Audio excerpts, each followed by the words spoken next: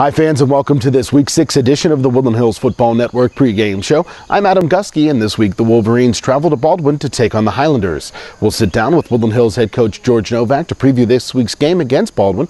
We'll also talk about last week's loss here at the Wolverina against Mount Lebanon, and we'll also let you know where you can tune into this week's game all across the Woodland Hills Football Network. All of that and more as the pregame show rolls on WHHS TV.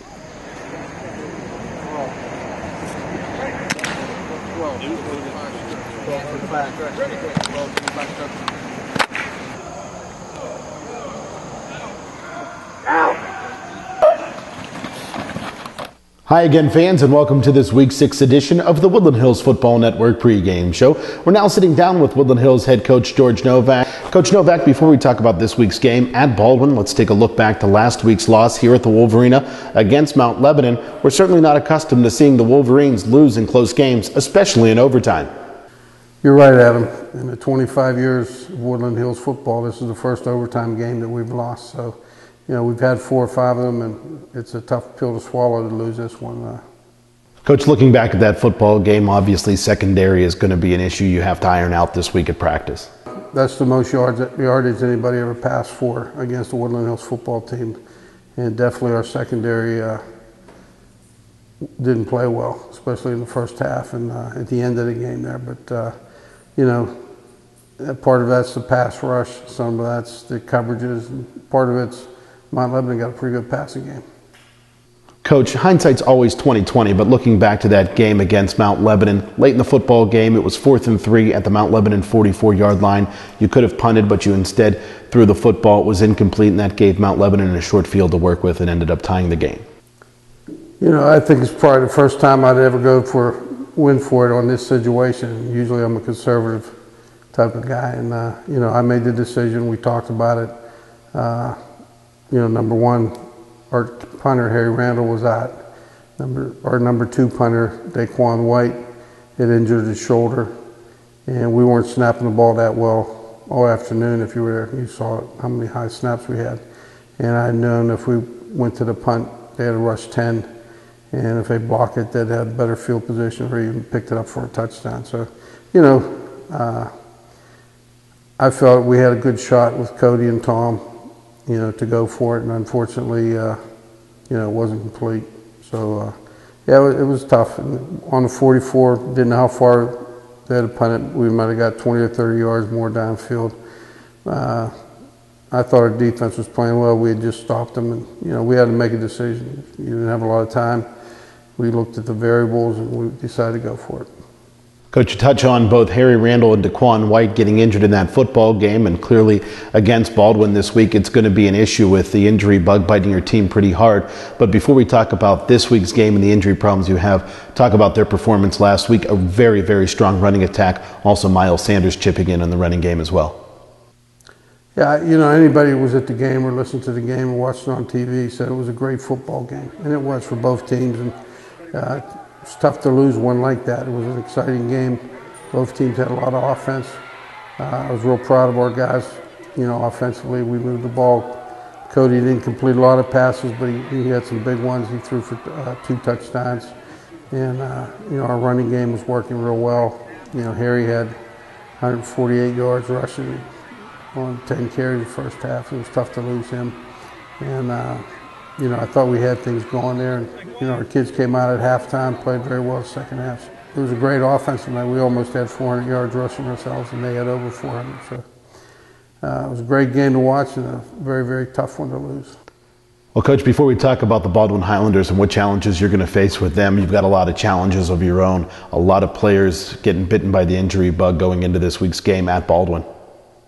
Yeah, I think offensively we were starting to get to where we wanted to be with Harry Randall and Daquan White, that are starting 2 running backs, and utilizing Miles Sanders and Alex Beasley when we could in there, and you know, using the passing game, working back and forth with those guys, not trying to wear Beasley down because he plays defense and he's one of our leaders. So we were right where we wanted to be. You know, this week Harry's out with his knee injury, Daquan's out with his shoulder injury, and you know, we're going to have to use some of the other guys, some of the younger guys in there running back this week. On defense, I understand you have some injury issues as well. Yeah, defensively we have to work around some personnel problems too, because Harry was one of our starting strong safeties, so we lose him out of the secondary. And also Bruce Curry had some problems with leg cramps, and he's getting looked at by the doctor. We need approval before he can go, so we could be at two of our better defensive players.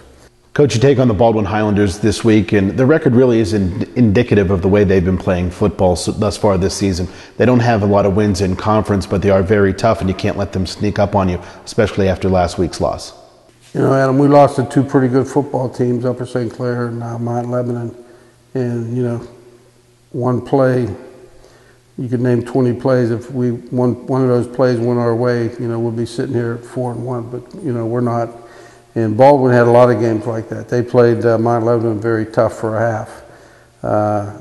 They played Penn Hills at Penn Hills in their grand opening of their stadium, and actually went ahead 8-7 with a couple minutes to go, and ended up losing the game on a field goal, 10-8. And Penn Hills has a good football team, so yeah, they're in the middle of the pack type team that has some very talented players. Their running back's probably one of the top running backs in the WPIL, and he's the key guy. You got to stop on their offense.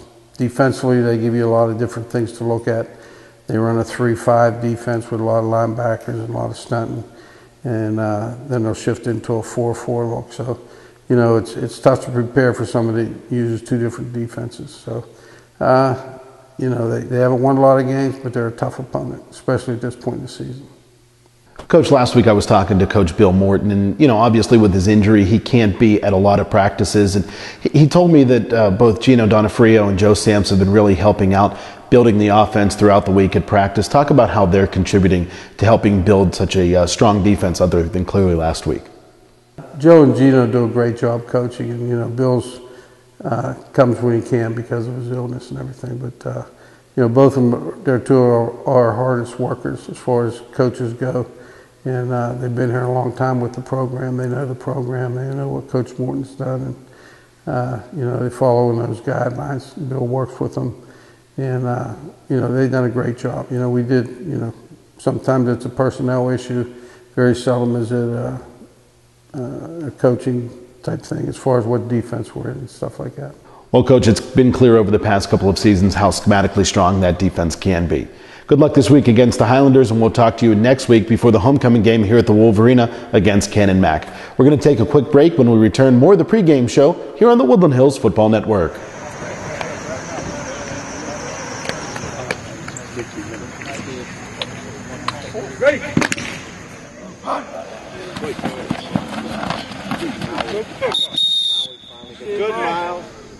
Again, we thank you for joining us for this week's 6 edition of the Woodland Hills Football Network pregame show. Don't forget you can tune into this week's game live on the radio on AM 1550 WLFP, on the web at woodlandhillsfootballnetwork.com, thanks to msasports.net. We'll have live cable radio coverage on Penn Hills Comcast Cable Channel 98, Verizon Fios Channel 37, and Monroeville Comcast Cable Channel 4 only this week. And as always, we'll have video replays on all of our television affiliates. For everybody at Woodland Hills Television, I'm Adam Gusky.